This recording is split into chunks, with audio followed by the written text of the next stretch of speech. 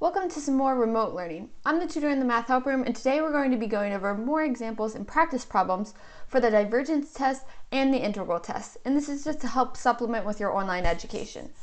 So let's jump into this worksheet. The divergence test says that if some series a sub k converges, then we know for a fact that that limit of a sub k is equal to 0. Equivalently, if the limit as k approaches infinity of that a sub k doesn't equal 0, then the series diverges. This is the part I want to focus on here. And very frequently, people misinterpret this. This is saying P implies Q. So some people assume that Q then implies P, and it doesn't work that way. For example, if my P was that I live in New London, then I live in Connecticut. But if I live in Connecticut, I don't necessarily have to live in New London. So it doesn't work the other way around. So when you're doing the divergence test and you get that the limit equals 0, we're not going to be able to conclude anything. It'll be inconclusive. But let's focus on this chunk over here. If we take the limit of a sub k and it doesn't equal 0, then for a fact we know that our series diverges. So let's go ahead and apply this in example 1. In example 1, we're going to take the limit of our a sub k, which what's in our series is our a sub k. So I'm going to take the limit as k approaches infinity of a sub k, which in this case is 10k minus 2k cubed plus 5k to the 7th all over 8 minus 9k to the 7th. Now dig back into your Calc 1 knowledge where we take the limits at infinity. So as k approaches infinity, for this we can simply use the highest power rule because what's dictating the growth of our numerator is this 5k to the 7th because that 7 is the highest power in that numerator. And in the denominator, it's going to be this negative 9k to the 7th because that's the highest power in our denominator. So the limit of that will be, we'll just look at the coefficients. So that will be a negative 5/9. So we took the limit as k approached infinity and got a negative 5/9, which is not equal to 0. Therefore, this series diverges. Let's go ahead and do B. So again, we're going to take the limit of a sub k as k goes towards infinity. And a sub k in this case is 8k to the 6th plus 5k cubed all over k to the 7th minus 6. So I'm going to highlight what's dictating the growth of our function. In the numerator, that highest power is 8k to the 6th. And in the denominator, our highest power is k to the 7th. So because our denominator has a higher power than our numerator, that denominator is growing faster. So when the denominator grows faster than the numerator, our overall fraction is getting smaller, so we're approaching 0. Now, we got that the limit as k approaches infinity of a sub k equals 0. We're doing the divergence test, therefore we are inconclusive. Never, ever, ever assume that we're converging. The divergence test only tells us if we're diverging. It doesn't tell us whether we converge or not, only whether we diverge or not. That's why it's called the divergence test, not the convergence test. It's called the divergence test. So if we get 0 as a result for our limit, then we're just inconclusive. We don't know anything, and that's where we're going to start jumping into more tests. If we get 0 for the divergence test, we'll just move on to a different test. But for now, we're just going to say inconclusive and continue on to a new problem. And this is kind of like what I explained earlier in that first part. Just because I get 0 for the limit does not mean that I necessarily have to converge. I could, but for the case of the divergence test, we just say inconclusive. Let me go ahead and zoom in now. Looking at part C, we have the summation of k factorial over ln of k from k equals 1 to infinity. So doing the divergence test, what we're going to do is we're going to take the limit as k approaches infinity of our k factorial all over the ln of k. And I know for a fact by growth rates that my numerator is going to be growing faster than my denominator.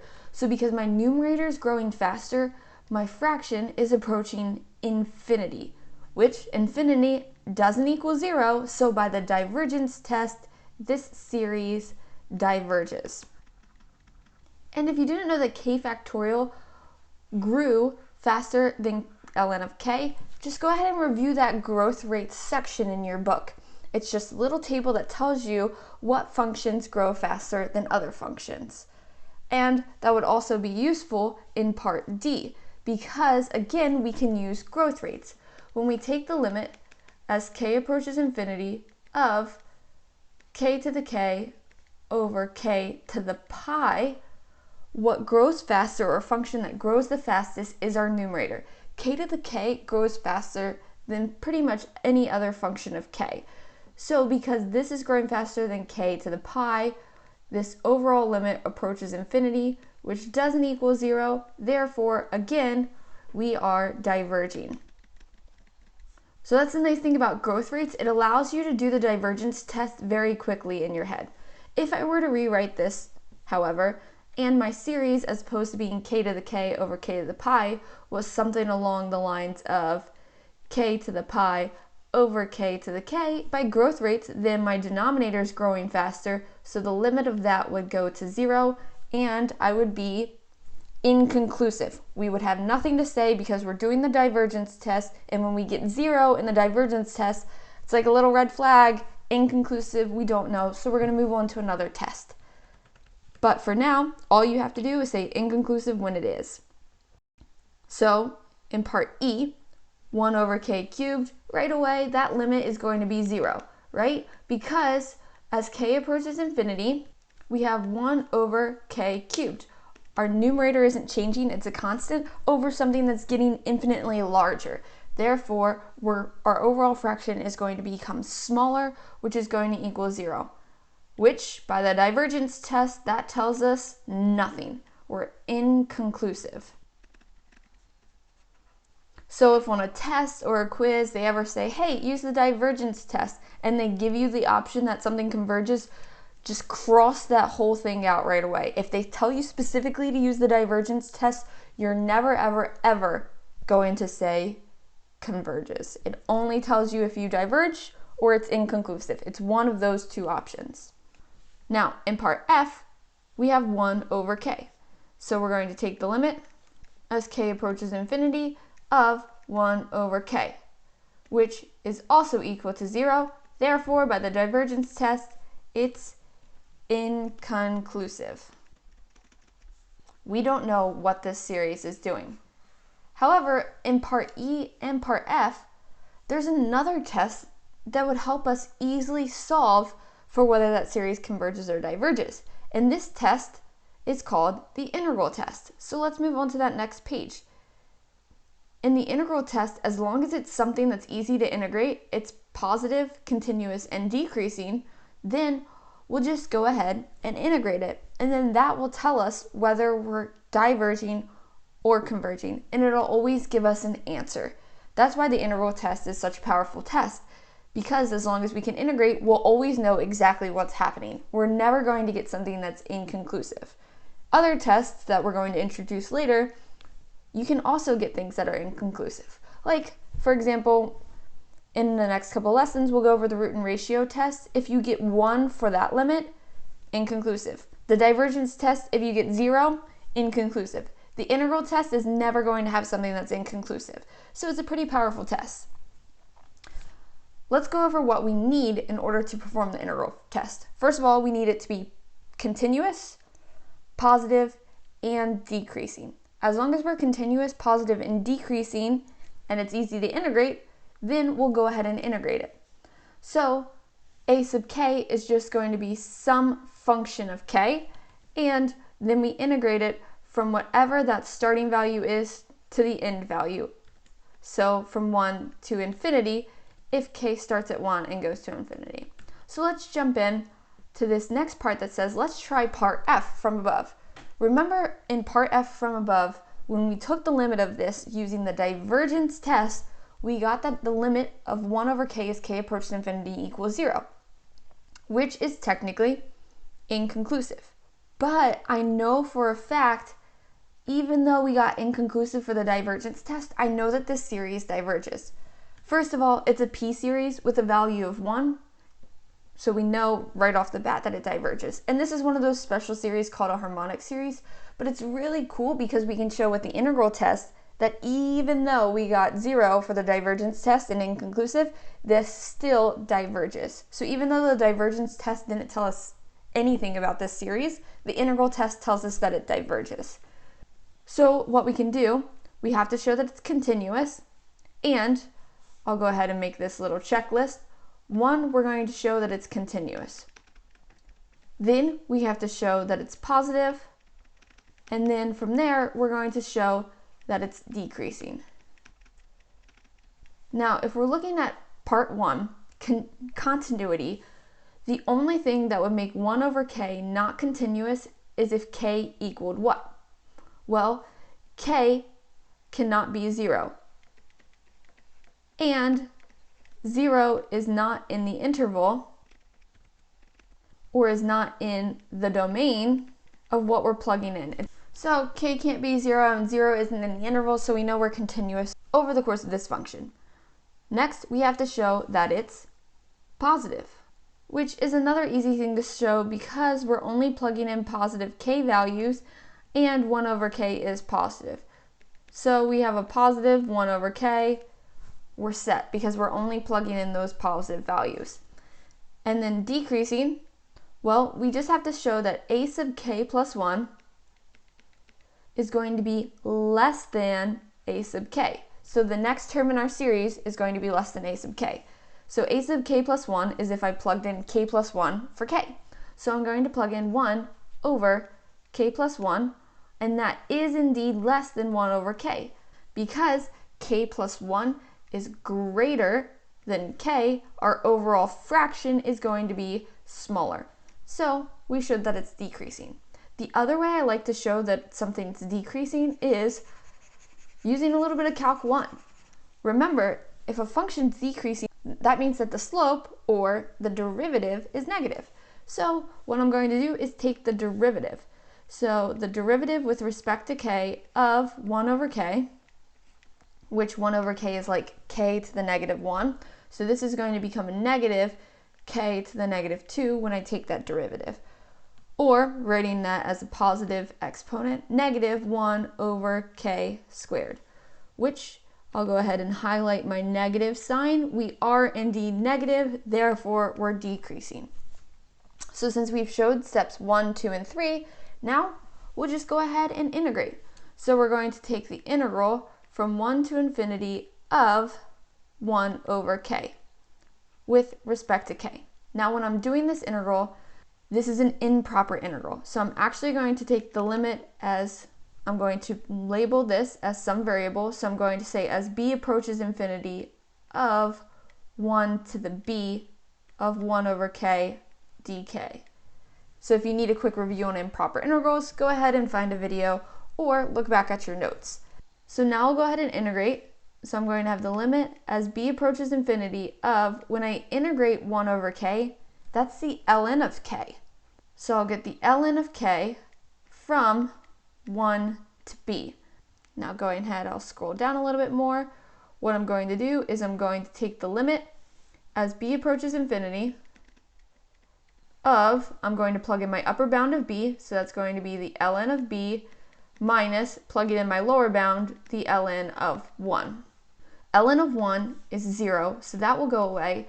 And the limit as b approaches infinity of ln of b is going to be equal to infinity.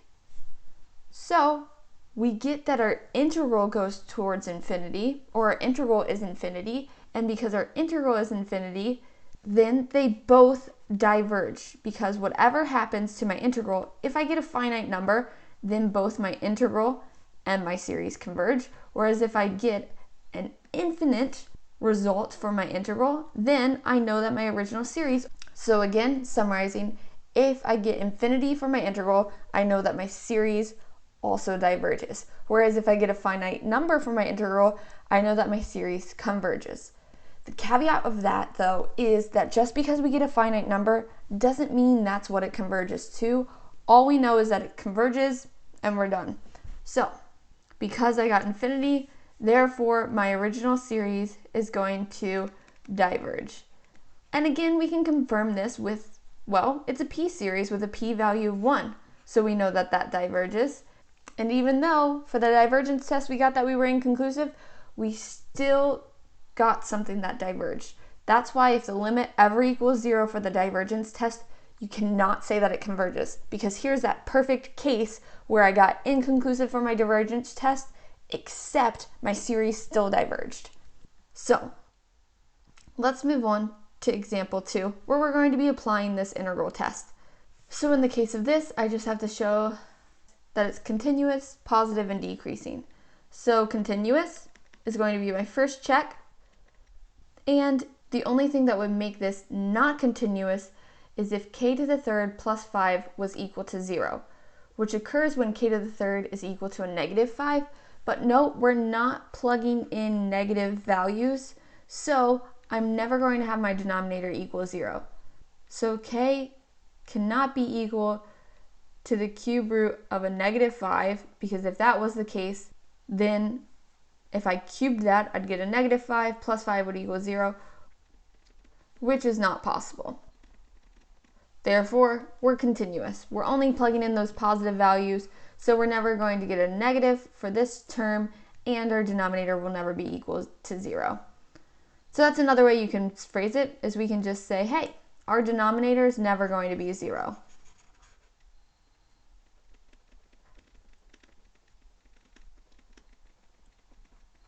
So in number 2, we showed that it's continuous. Now we're going to show that our terms are positive.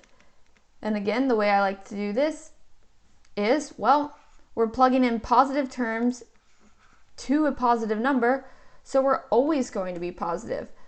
So again, check. We're not plugging in negative numbers, and our a sub k is positive, so we're going to continue to have positive numbers.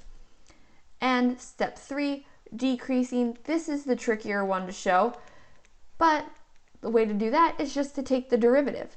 So I'm going to take the derivative with respect to k of 3k squared over k cubed plus 5. This is going to be a little bit of quotient rule, but as long as I can show that that derivative is negative, then I know that my overall function is decreasing. So low, which is k cubed plus 5, d high, which is going to be the derivative of 3k squared, which is 6k, minus high, which is 3k squared, d low, which is another 3k squared, all over k cubed plus 5 squared. Now this is going to equal, if I was to distribute this 6k out, it'd be 6k to the fourth plus 30k minus 3 times k squared times 3 times k squared is going to be 9k to the fourth all over k cubed plus 5 squared. Now if you look at my numerator, 6k to the fourth plus 30k minus 9k, that's going to simple down to be a negative 3k to the fourth plus 30k. So erasing that top, because 6k to the fourth minus 9k to the fourth is going to be a negative 3k to the fourth plus 30k. So my numerator is going to be negative because this 3k to the fourth has a greater power than this 30k. So this term is what's dictating that growth, and it's a negative. Therefore, we are indeed decreasing. So I showed that it's continuous, it's positive, and it's decreasing. So now the last step is for me to actually integrate this. So I'm going to take the integral from k equals 1 to infinity of 3k squared over k cubed plus 5. Now because I have infinity here, this is an improper integral. So I'm going to set this up as the limit as some variable b approaches infinity of 1 to b of 3k squared over k cubed plus 5 dk, because I'm integrating with respect to k. Now this is going to be a simple u substitution, because u is going to be my k cubed plus 5, and du is going to be 3k squared dk. So notice that I have my 3k squared dk in my numerator. That's my du all over u. So rewriting this integral, I'm going to say the limit as b approaches infinity of 1, but remember this 1 was in terms of k, so I'm going to make a note that this is k equals 1 to k equals b, so that I remember to go back to those k values, of 1 over u du. And again, I switched this bound just to make a note that it was in terms of k, not of u. Because I didn't change my bounds here to be in terms of u, I'm going to make a note that they're still in terms of k. But now I'll just go ahead and integrate this. So it's going to be the limit as b goes to infinity of integrating 1 over u du. That's going to be the ln of u. So I'll get the limit of the ln of u, and that's from k equals 1 to k equals b. So now we're going to do the limit as b approaches infinity of, as opposed to having ln of u, I'm going to plug back in what u is in terms of k so that I can use my bounds. So the ln of u is really the ln of k cubed plus 5. And that's going to go from k equals 1 to k equals b. So also doing this all in the same step, I'm going to say that this is going to be equal to the limit as b approaches infinity of the ln of b cubed plus 5 minus the ln of 1 cubed plus 5. So you can see all I did here was I just plugged back in what u was and then plugged in my bounds. So the ln of k cubed plus 5 is going to be the ln of b cubed plus 5 minus the ln of 1 cubed plus 5. So this ln of b cubed plus 5 is going to continue to go towards infinity. So it doesn't even matter what my ln of 1 to the third plus 5 is, because I'm going towards infinity. So because we get infinity for this integral, therefore the overall series again diverges. Because we got infinity for our integral, then our overall series also diverges. Let's go ahead and do the last problem on this worksheet, B. And B, are we continuous? Yes, we are, because k cannot equal 0, and that's not an interval. So the denominator will never equal 0. Therefore, our function will never be undefined, so we're always continuous. Now, part 2, we have to show that we're positive. And again, we are, because we're only plugging in positive values, and both the numerator and denominator are positive, therefore we're always going to be positive. And for 3, we have to show that we're decreasing. And the easiest way to do this is to take the derivative.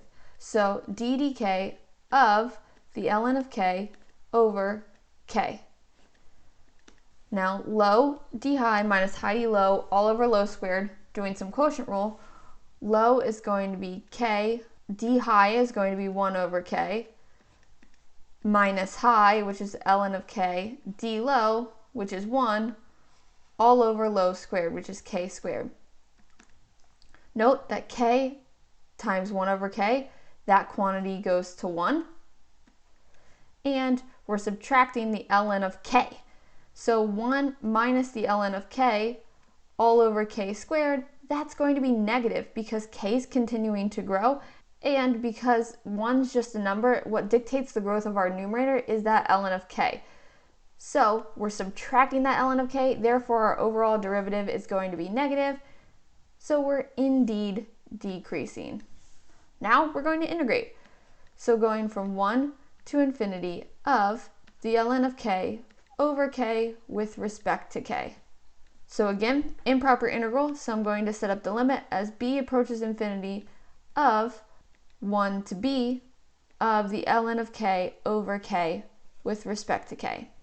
Again, we're going to do a little bit of u sub here, where u is equal to the ln of k, and du is going to be 1 over k dk, which we have. Note, there's our du, and here's our u. So when we set this integral up, I'm going to say the limit as b approaches infinity of k equals 1 to k equals b, because those were my bounds for k, but I'm going to rewrite my integral in terms of u. So this is going to be u du. So when I integrate that, I'll get the limit as b approaches infinity of integrating u, that's going to be u squared over 2. From k equals 1 to k equals b. Scrolling down a little bit, let's go back in terms of k. So I'm going to have the limit as b approaches infinity of, plugging back in k, well, u was the ln of k, so u squared is going to be the ln of k, that entire quantity squared, all over 2, going from 1 to b. So I know that this is going to be the limit as b approaches infinity of the ln of b, that entire quantity squared, all over 2, minus the ln of 1, that quantity squared, all over 2. Now the ln of 1 is 0, and 0 squared is 0, so this other term will go away, and the ln of b as b approaches infinity continues to go towards infinity. So we have infinity over some constant, so this overall fraction is going to be equal to infinity. Therefore, again, for the integral test, we got diverges. And because we diverge, we know that our original series also diverges. And let's look at this real quick. If we did the divergence test of the ln of k over k, k grows faster than the ln of k. So doing the divergence test, we would get 0, which would be inconclusive, but we actually showed that it diverges. Even though we got inconclusive for the divergence test, we did the integral test and got that the series diverged. So those are just a couple of quick examples for the integral test. So I know in the case of this worksheet, whenever we performed the integral test, we got that the integral diverged, which made the original series diverge. There wasn't necessarily an example on here where the integral converged, but I can easily tell you an example and let you go ahead and try it on your own. For example, if we scroll back up, let's go to our divergence test.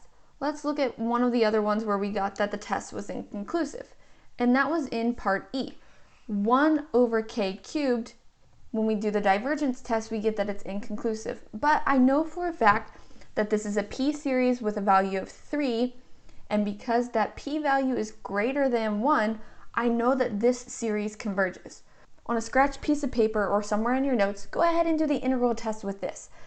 You should get an integral that goes to a finite value, and when it goes to some finite value, that means overall the series converges. So give it a shot. If you get confused or need a little bit of extra help, leave it in the comments below, and I or one of your peers will help answer any questions that you have. Or do another p-series that you know for a fact converges. Try the integral test on it, because p-series are fairly easy to integrate. For example, doing 1 over k to the 5th. That series converges, but the divergence test tells us that it's inconclusive. So go ahead and give that a shot. And let me know what you get.